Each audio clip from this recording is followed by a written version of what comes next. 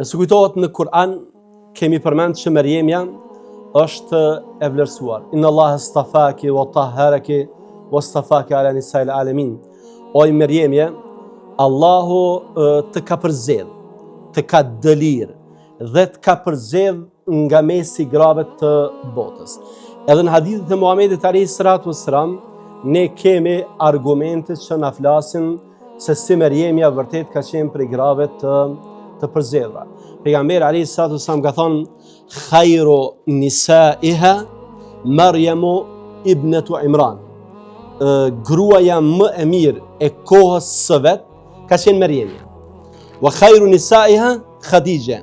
Gruaja më e mirë e kohës tonë është Hatixha, gruaja e pejgamberit alayhi salatu wassalam.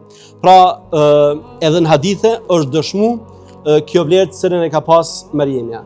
Dhe nëse kujtohet, po e përsëris për shkak se ndoshta disa nuk kanë qenë disa prej dietarëve duke u thirrë në ajetin që cituam, edhe në këtë hadith që përmendëm, kanë përfunduar, kanë ardhur në konstatim se Meriemja ka qenë pejgamber.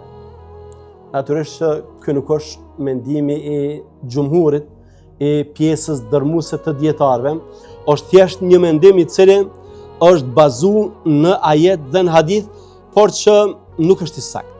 Nuk është i saktë për faktin se Imam Neveviu ka thënë që ajeti dhe hadithi flasin për një vlerë teje të madhe, por nga ajo që dim është se kushti për të qenë pejgamber është që të jetë mashkull. Prandaj fakti që Meriemja ka qenë femër nuk kupton se ajo është me vlera, por nuk është pejgambere.